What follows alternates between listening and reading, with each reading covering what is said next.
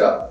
My name is Dr. Venkatesh Rathod, Senior Consultant Orthopedic Surgeon, Upper Limb Trauma and Microsurgery, Sports Injury Management at Advanced Institute for Orthopedic Surgery at Vasavi Hospital, Kumaraswamy Road, Bangalore.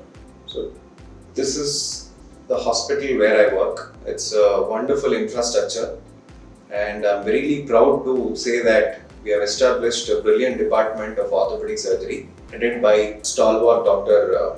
Rupendu and my colleague Dr. Shivatsa. So we've been successfully able to establish a very good department wherein catering all types of orthopedic related issues and sports injury management. So today I'm going to talk about the sports injuries. As we all know, as we emerge from the pandemic, so the focus on health and wellness is greater than ever. And increasingly more and more people are discovering and being physically fit, trying to find ways like cycling, workouts, getting into some kind of sports activities like badminton, tennis. So when this kind of inclination comes towards sports activities, sports injuries are also very common. So day in and out in our OPDs, we have been seeing a lot of sports injuries, and I'm going to talk about what are the common sports injury in this part of Bangalore, what do we deal day in and out, a brief mention about how do we manage these sports injuries and how differently do we treat in our hospital. So coming to the sports injuries are common in athletic individuals of any age. It's not pertaining only people who are younger age or older age who have to have this kind of injuries. Any age we can have this kind of injuries. So based on the type of sports, there is a specific predilection for this kind of injuries.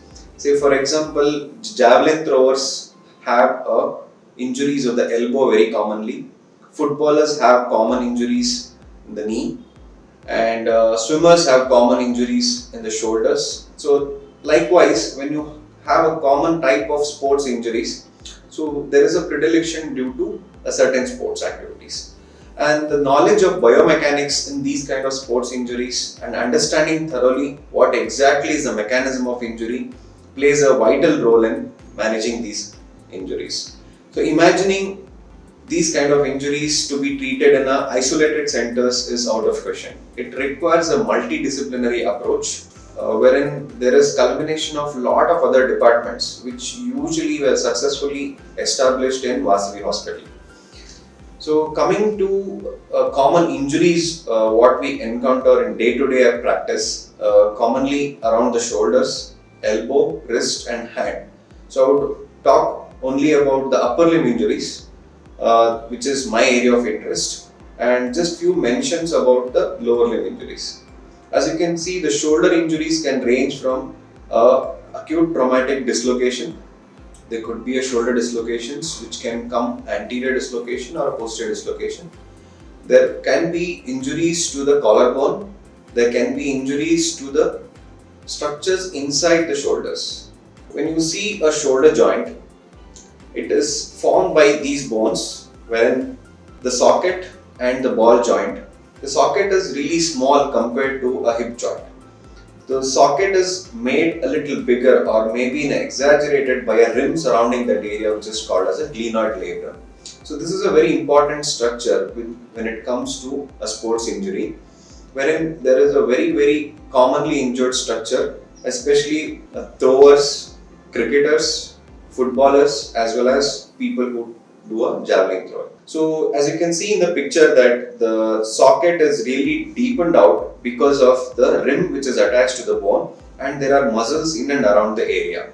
So the tears in the back of this rim, which is called as a posterior labral tear, is a very neglected injuries. The patient keeps complaining of pain and never addressed immediately because it's not very significant. So when we do imaging techniques like this with MRI, you can see that there is a small posterior labral tear which requires immediate attention and orthoscopic surgeries and try to repair and take over by sports rehabilitative physiotherapist to rehab these kind of injuries.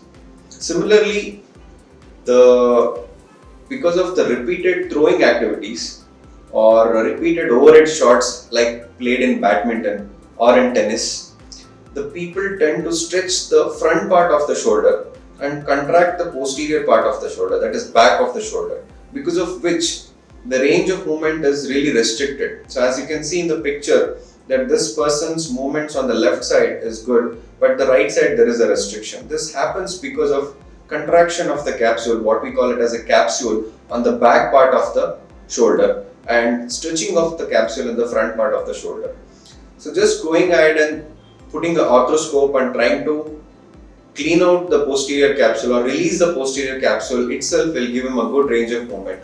This kind of surgical procedure is done only if they don't recover with lot of stretches, physiotherapy and other things. So these kind of rim, the glenoid labrum, can also tear in the superior part, which is known as a slap tear, which is very common in baseball players, badminton players, tennis players, as well as in cricket players. So going ahead and attaching this slap lesion, which is called as slap lesion, SLAP, slap lesions, can give rise to a good, tremendous amount of improvement.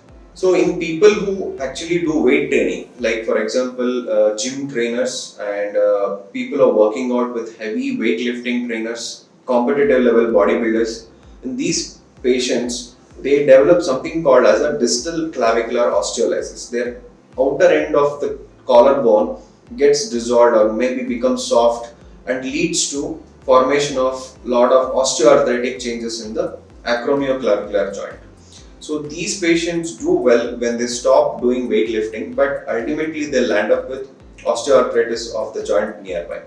So we recommend more of a physical rehabilitation with this. In some cases wherein they don't recover, so we have to go ahead and then do a debridement or clear out all the dead tissues or diseased tissues of the collarbone and then try to give them a symptomatic relief. Thank you.